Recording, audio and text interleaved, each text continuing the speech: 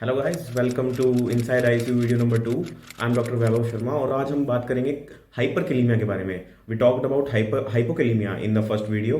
This is hyperkalemia, it's management, उसके clinical features, उसके causes वगैरह सब हम देखेंगे और आईसीयू में कैसे उसको ट्रीट करते हैं बड़ी ब्रीफली देख लेंगे। और मैं आपको आखिर में ये साइड में आपको दिख भी रहा होगा, आप इससे भी देख सकते हैं और आपको एक स्क्रीन भी बाद में प्रोवाइड कर दी जाएगी, नीचे आप डिस्क्रिप्शन में भी ले सकते हैं। तो हाइपरकैलेमिया मतलब पोटेशियम बढ़ गया ब्लड में। कितना बढ़ गया? नॉर्मल वैल्यू कितनी होती है? 3.5 टू 5.5 मिलीमोल पर लीटर।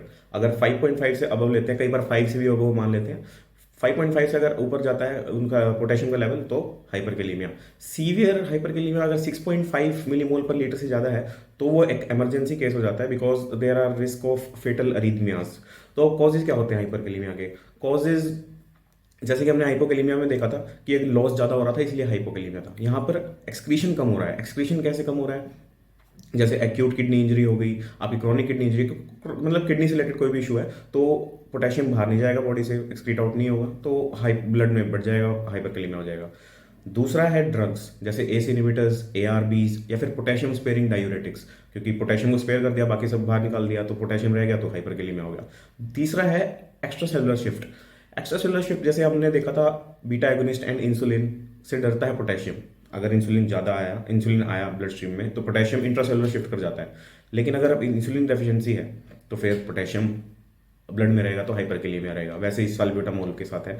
एसिडोसिस एक ही अच्छा कंसेप्ट है। एसिडोसिस, मेटाबॉलिक एसिडोसिस में ब्लड में H प्लस हाइड्रोजन आयन की कंसेंट्रेशन ज़्यादा है रिलेटिवली, तो अब उसको कंपनसेट करने के लिए वो जो H प्लस ब्लड में है वो सेल में शिफ्ट हो जाता है ताकि कंपनसेशन हो जाए कि एसिडोसिस ज़्यादा ना मेंटेन रहे।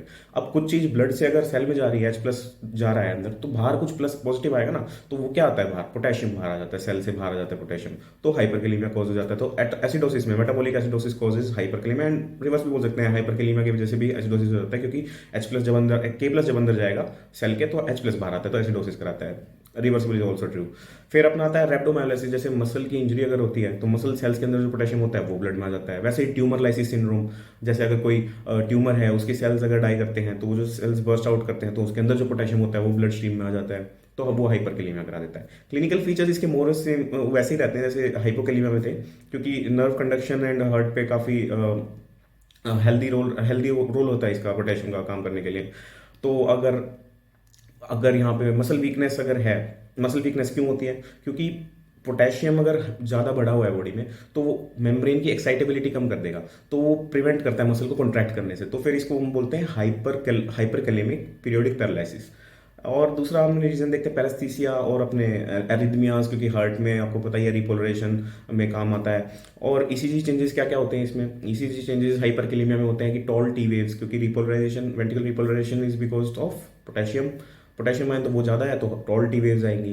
वाइड क्यूआरएस कॉम्प्लेक्स हो जाएगा, क्यूटी इंटरवल शॉर्ट हो जाएगा, क्योंकि prolong QT interval torsades de pointes जो कि हमने हाइपोकैलेमिया में देखा था।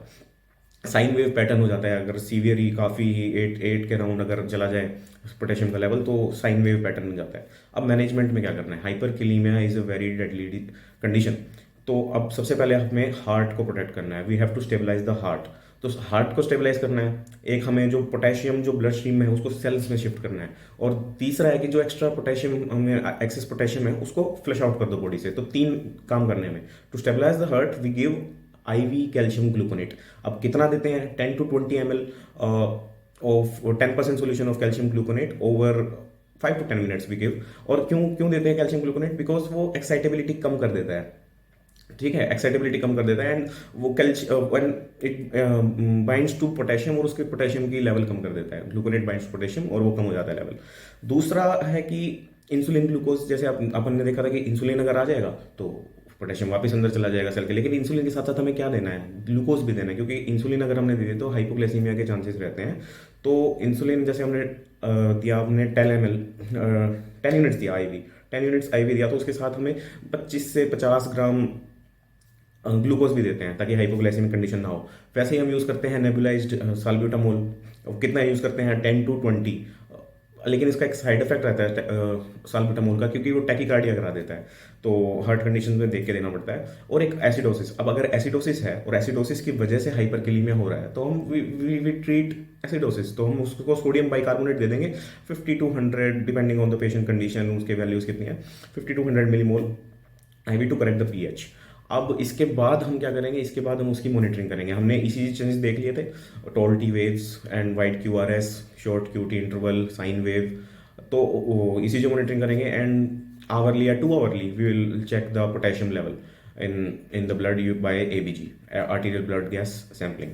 So this is very briefly about hyperkalemia, and it will be very useful for medical students, interns, doctors, everyone working in the ICU emergency।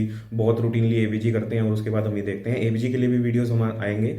और अभी के लिए hypo and hyperkalaemia I think it's clear. And अगर आपके कोई भी questions हैं, please in the comment section do write, and thank you very much, and subscribe to my channel, and let's grow together. Thank you very much.